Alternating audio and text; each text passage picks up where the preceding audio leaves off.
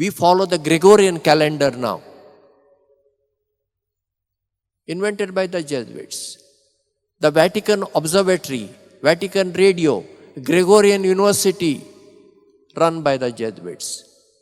In our own country, Bombay St. Xavier's College,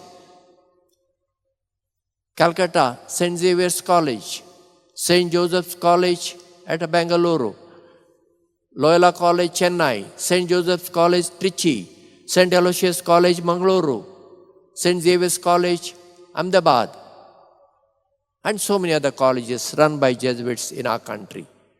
Jesuits now have 4 universities. First was St. Xavier's University, Kolkata, then Bhubaneswar Xavier University, St. Joseph University, Bangalore, and St. Aloysius University at Mangaluru. Due to dwindling of numbers, now the quality of Jesuits also diminishing, which is unfortunate, because we are focusing on quantity. I personally believe we don't need many.